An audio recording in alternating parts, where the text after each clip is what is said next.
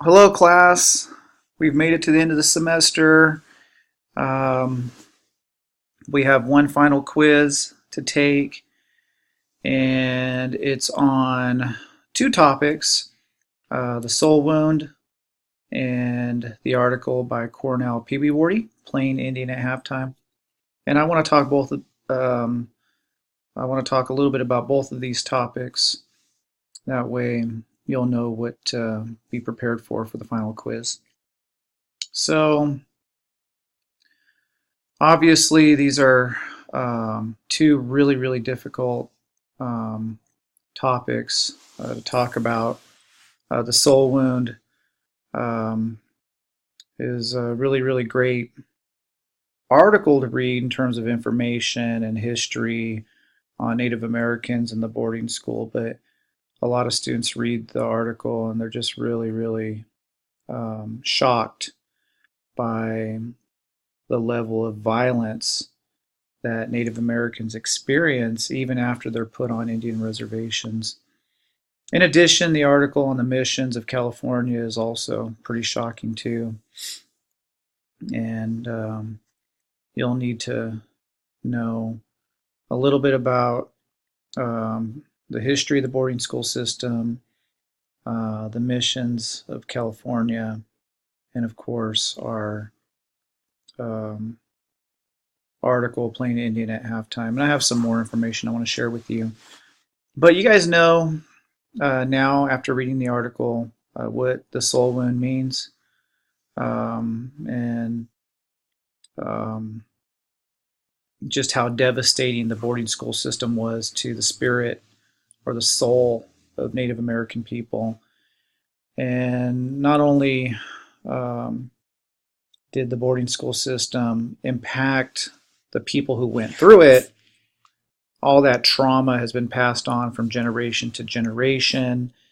And there's many scholars, including myself, who believe that many of the problems that Native Americans have today with the high suicide rate, um, the levels of alcohol and drug abuse, and just the general dysfunction in many communities, not all, but many, has its historical roots not only in the forced removal of Native Americans, the genocide of Indian people, but um, also the reservation system, the brutality of the boarding school system, which includes a whole heck of a lot of sexual abuse, um, and obviously brainwashing. It's not just simple assimilation. We're talking about kids who are punished for being who they are, culturally speaking, punished for speaking their language, sexually abused in some cases by predators who work at these schools because they know that there's nobody to protect these children from the abuse. Um, well, let's just go ahead and scroll down here. And again, I'll send these slides to you. You have the Boarding School Healing Project, and I think they've done a really good job of exposing the violence and connecting the violence of the boarding school system, the forced assimilation, and a lot of the dysfunction in Native American communities. So we're just now, I think, really delving into historical trauma and Native Americans. Um, we're just barely scratching the surface here in terms of research, and unfortunately, American Indians still here in this country don't get a lot of attention when it comes to our real problems. And when we do get attention, it's usually because of, I don't even know, something to do with film and media, something to do with stereotypes, as opposed to what's really happening in Indian country. Kill the Indian, save the man. That was Henry Pratt's mantra. And that was really the mantra that was advocated by the United States and Canada. And so Henry Pratt, he felt that Native Americans should be assimilated into the mainstream as opposed to um, exterminated. There were some people who obviously wanted to just kill all Indian people off, but he was one of the few. Well, there were more than a few. There were quite a few people who believed that it was best to forcibly assimilate Indian people. And that last quote down there, I think, says a lot about the attitudes. Transfer the savage born infant to the surroundings of civilization, and he will grow to possess a civilized language and habit. The first school is Carlisle, and of course, Carlisle is an all Indian school, and the idea is to, again, take Native Americans from their families, to strip them of their language, their culture, their customs, and to completely assimilate these people. And there was over, at least here in the United States, there's over 500 boarding schools. We have a few here in California, but they're dotted all over the country. And they're primarily run by Christians. And of course, these Christians aren't just looking to assimilate these people in terms of giving them a formal Western education. They're looking to assimilate them from what many believe is a savage, pagan, religious, spiritual outlook to a more appropriate Christian outlook. And this, again, proves to be devastating to Native American communities. One of the reasons why so many Native Americans do not speak their language has to do with the trauma that was experienced in these boarding schools. In 1880, the United States government passed civilization regulations, which were a series of laws basically meant to ban Native American religion. They wanted these people to become good Christians. And you can see the pictures before they went to the boarding schools. It's a group of Apaches.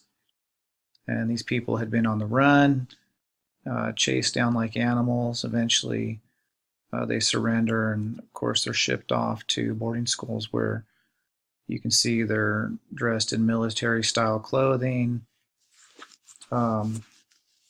They're forced to live there and adopt these foreign customs. This is one of the most chilling pictures here. You see these little Indian boys, their hair's been cut. Their Native American clothes have been taken from them, and here they're forced to pray in a way that obviously is foreign to them. And the United States government, they knew what they were doing. It wasn't like, oh, we're just going to take these kids off to these schools. I mean, this was a concerted effort. It was a state-sponsored effort to rid the United States of Native American culture and to replace Native American culture with white culture. Many of these people who went to these schools learned to do domestic chores, or they were taught farming strategies and techniques and whatnot. Again, we're not talking about the best education. We're talking about really just a process of assimilation. And there were literally thousands upon thousands of kids who were taken to these schools. Here in the United States, an estimated 50,000 kids are taken. In Canada, maybe more. I think in Canada, it's estimated that 50% of the kids die in these schools. A lot of these kids die of diseases. They are killed or murdered. In some cases, these children never even make it back home. They end up never going back to their reservation, to their community. In some cases, these kids, die of a preventable disease that could have been prevented if they were given proper medical care. And in many cases, their families are not even notified. And so this is just a horrific, horrific story. And it's a history that unfortunately we don't um, really share with most Americans. And you can see some of the pictures here. Um, the system was pretty basic. You just built these schools. Some of the schools were off reservation.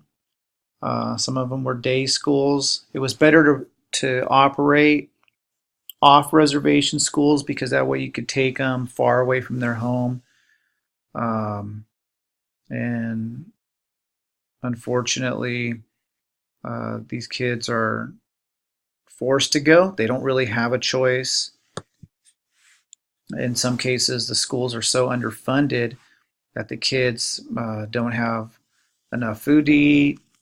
Again, they often get sick and die of diseases that are readily curable just simply due to a lack of medical care.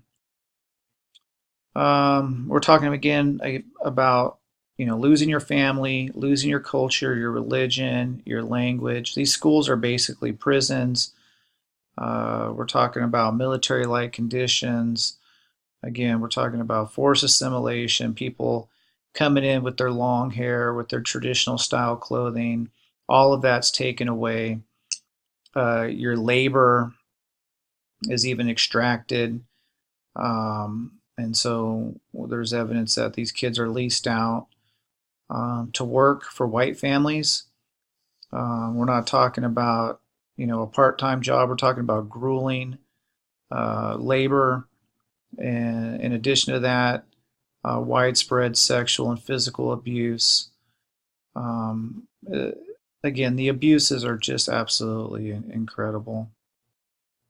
Um, Obviously, if you have people who experience this type of trauma, you take any child, you take any human being, and you put them through these types of abuses, and you're probably not going to be left with somebody who is a well-adjusted, healthy individual. And so you have literally thousands of kids who go back home, who do make it back home, and do survive the system, and they're just traumatized. And of course, these kids grow up, they have kids, they pass on that trauma to their children. Many of these people end up becoming alcohol and drug abusers. Um, Again, you just see a cycle of violence that you didn't see in Native American communities begin to emerge, and we're still dealing with the cycle of violence even today. So, before the colonial period, women in Native American societies have a lot of status. Um, and of course, violence against women in these communities is very rare. Violence against children, violence against elders, all of this is virtually non existent in these communities because what we have found through doing studies on matriarchal communities is that when you put women in powerful positions and when you give women a lot of status for taking care of the kids, taking care of the family, taking care of the community, then you see abuses such as domestic violence, child neglect, violence against our elderly. You see those types of abuses diminish quite a bit. When you replace a matriarchal system with a patriarchal system, you put men at the top of that pyramid, and you put them in control. You take the status of women and you negate that. However, then you see all these really ugly abuses. Canada, they adopt a very similar system, and they, of course, do the same thing to their Native American nations that are conquered, they ship their kids off to boarding schools. Uh, According to the Truth Commission into Genocide in Canada, which is a 2001 report, um, these churches that were responsible for these schools were responsible for the deaths of more than 50,000 Native American kids. And there's evidence that kids were beaten, poisoned, some were killed by electric shock, starvation, exposure. Some of these kids maybe had medical experimentations done on them, including removal of organs and radiation exposure. I mean, we're talking about just some horrible human rights abuses. So, um, obviously, this has created a tremendous amount of trauma in Native American communities, and I would argue that it's important for us to document it first. It's what the article talks about. Um, it's important to teach our youth that our culture is valuable, that our religion, our ceremonies, our songs, our rituals all have value. Um, and it's my belief, and I think others feel this way as well. If you take a people, you dehumanize them, you treat them as if their culture doesn't matter, um, you deny them their religion, you deny them their identity, it can create a whole host of problems. So this is a really, again, an awful history, and I really do appreciate um, all the hard work that you guys did on your reflections and your comments and your responses to your colleagues, to your classmates. Um, and then I know it's rather shocking. I completely understand that. It's not obviously a pretty history, but it's a history that needs to be discussed nonetheless. So, um, yeah, I guess to end our brief lecture here, I would hope that you guys share this history. You can maybe share the article with friends, and when people talk about Native Americans and all the issues that they have, um, I'm hoping that this history will shed some light on why Native Americans deal with so many um, social problems. Um, what I try to tell people is that if you experience this kind of trauma, do you think you would be normal? Do you think you would be, a well-adjusted human being? Um, my guess is the answer would be no. We really, really, really are just now beginning to see the connections between, historical trauma and the social problems that emerge in communities, entire communities that experience this type of violence. And again, we're talking about some of the worst human rights abuses here. Uh, and I think the important thing to do is to recognize, what was done to Native people, to recognize that this trauma is real, not to downplay it. It's not to excuse people's bad behavior, but it's our job in academia to understand why people are the way they are, why they behave the way they behave, why one community may have a problem that other communities do not have. For example, drug, alcohol abuse, or child neglect, suicide, and so on. So I think the best thing that we could do is continue to fight for tribal autonomy and sovereignty and bring back our languages, bring back um, our religion, all those things that our people were told that they couldn't practice. And if those things happen, I think we'll be okay. It's important that we get support, though, from outsiders. And so our religions have value, our way of thinking has value. And I'm hoping after you guys have taken this class that you'll feel the same way. So I'll go ahead and send you guys this, and you guys can check out some of the information here on my PowerPoint. Yeah, like I said, some of this information here, especially the Truth Commission into Genocide in Canada, it's just so incredible. I mean, forced sterilization of Indian girls, pedophile rings. I mean, some of this stuff is almost just unbelievable.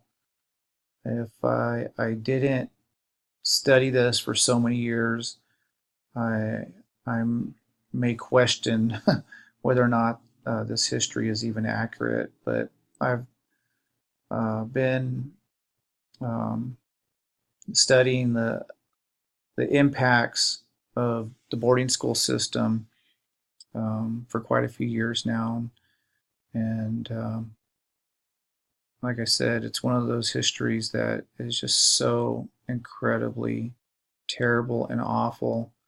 But the story needs to be told. So I'll go ahead and stop there, and then I'll start my lecture for um, the mascots.